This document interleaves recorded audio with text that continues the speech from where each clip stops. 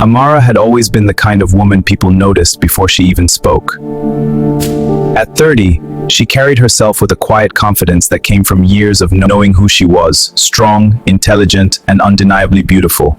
Her skin glowed like polished ebony, her eyes held stories, and her laughter had a way of pulling people closer. She had built her life carefully: a good career, a comfortable home in the city, and a reputation for being both kind and firm. But when it came to love, Amara had grown tired of disappointments. Men at her age often came with baggage, broken promises, fragile egos, or expectations that didn't fit the life she had created.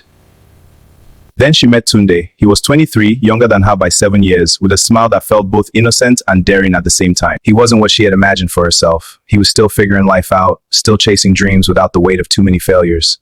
But there was something about him: his energy, his attentiveness, the way he made her feel seen in ways others hadn't. What began as a casual connection quickly grew into something deeper. Tunde admired her strength, her independence, and the way she carried herself. Amara, on the other hand, found herself drawn to his passion, not just for her, but for life itself. Their chemistry was undeniable. It wasn't just physical, though that was intense and electrifying. It was the way he listened to her, the way he touched her like she was both powerful and delicate at once, the way he made her forget her worries, even if just for a moment. She could have done better, don't you think? I know, he's a good guy, but not for her. I can't believe she chose him. Right? It's a joke. Her friends were discouraging her by telling her, a younger man, what could he possibly offer long term? Amara heard them, but she didn't let their voices drown her own. For the first time in a long while, she felt alive in love, not calculated, not cautious, but free. Tunde wasn't perfect. He had growing to do, lessons to learn, but he was willing. He showed up, he tried, and he loved her in a way that felt honest. Their relationship wasn't built on just one thing. Yes, the passion between them was powerful, something that brought them closer and deepened their bond. But it wasn't the only reason she stayed. It was his respect, his loyalty, his willingness to grow into a man worthy of the life they were building together. When they decided to marry, it wasn't without doubt, but it was without regret. Wedding day. You look at me like you're still deciding. Maybe I am.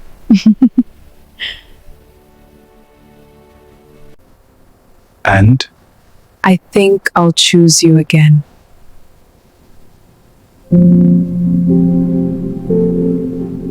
On their wedding day, as Amara stood beside him, she realized something important.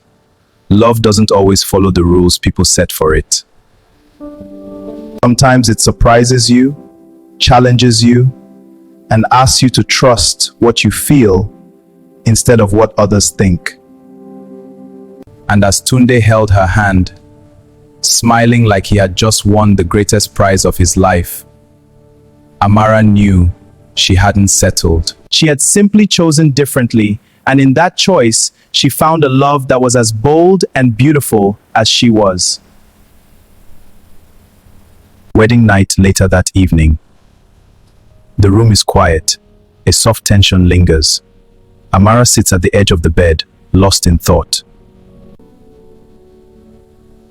What if this is where everything changes?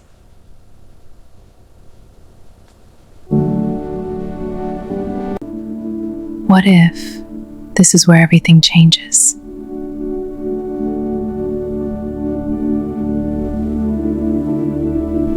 You're thinking too loud again. Am I that obvious?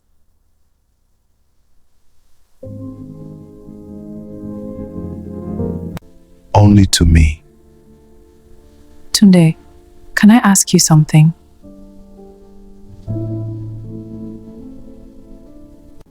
Anything. I'm not simple when it comes to love. I feel deeply. I want deeply. I don't know how to be halfway about anything. You're wondering if I can keep up.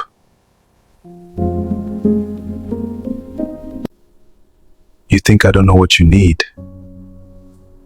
I think you don't know how much I need. Then let me learn you.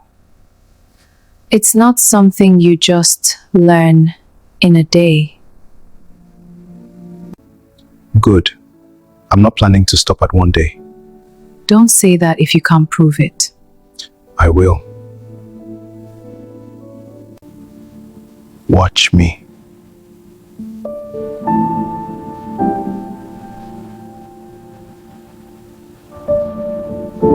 Tunde.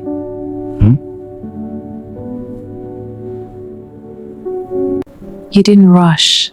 I told you. I'd learn you. I was afraid Of me? of choosing wrong again. Then maybe tonight is your answer.